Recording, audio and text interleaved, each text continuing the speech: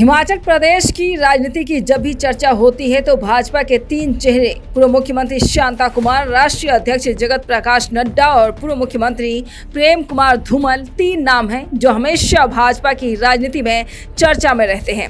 हालांकि शांता कुमार सकिर राजनीति से संन्यास ले चुके हैं, लेकिन आज भी जो वो बोलते हैं उसे ध्यान से सुना जाता है और सरकार उनके कहने के बाद उनकी बातों पर अमल भी करती हुई नजर आती है। जगत प्रकाश नड्डा भाजपा के राष्ट्रीय अध्यक्ष और जो भी आदेश वो देते हैं उसे फाइनल माना जाता है। हालांकि जहां तक प्रदेश में उनकी उपस्थिति की बात की जाती है तो बड़े फैसले लेने में उनकी भागीदारी हमेशा रहती है, लेकिन प्रदेश की सकिर राजनीति से उन्होंने पिछली भाजपा सरकार के समय से ही दूरी बनाकर खुद को राष्ट्रीय स्तर पर स्थापित कर लिया है, लेकिन कोविड के दौर में जरूर अपने लोगों की सहायता करते हुए नजर आए हैं। इन तीन चेहरों की राजनीति को अगर हम तुलनात्मक रूप से देखें तो शांता कुमार भी अपना चुनाव हारे, जगत प्रकाश नड्डा भी अपना चुनाव हारे और पूर्व मुख्यमंत्री प्रेम कुमार धूमल उस समय चुनाव हार गए थे जब प्रदेश में भाजपा की सरकार बनने जा रही थी। और यह राजनीति का वह दौर था जब पूर्व मुख्यमंत्री प्रेम कुमार धूमल को भाजपा मुख्यमंत्री का चेहरा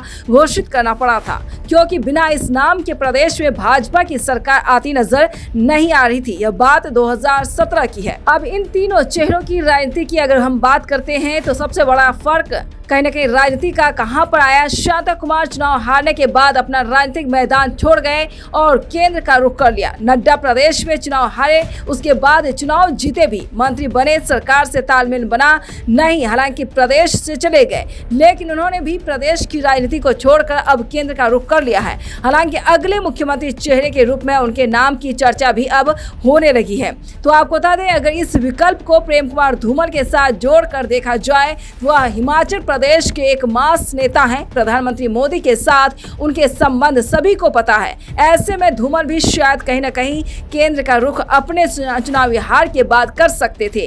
राज्यपाल भी बन सकते थे, जैसा कि भाजपा के बहुत से चेहरों के साथ हुआ भी। लेकिन राजनीति में संघर्ष करना इतना आसान नहीं होता है। धूमल ने नया उदाहरण उसको लेकर पूरे देश में सेट किया और अपनी हार के बाद भी वो लगातार उस विधानसभा में डटे हुए और रहे। और जहां भी जनता ने उन्हें चुनाव में हराया था, मतलब राजनीति करनी है तो हार और जीत चलती रहेगी, इस बात को प्रेम कुमार धूमल अक्सर कहते हैं और कहीं ना कहीं उन्होंने इस बात को साबित करके भी दिखाया है। प्रदेश छोड़ा और ना ही अपने लोगों से संपर्क, मतलब अपनी पकड़ को कहीं ना कहीं कम होने नहीं दिया। और उसी का उदाहरण है कि धूमल एक बार फिर मैदान में है। सुजानपुर की लड़ाई और जनता की आवाज को लगातार उठा रहे हैं। आज सुजानपुर हलके में इस बात की चर्चा भी आम है कि दूसरे बड़े नेताओं की तरह धूमल विधानसभा छोड़कर कहीं भी नहीं गए। लगातार 2017 से विधानसभा में डटे हुए हैं और अगली राजनीति की रूपरेखा बनाने में लगे हुए हैं। इतना ही नहीं, लगातार प्रदेश की जनता के साथ संपर्क में है। यही वजह है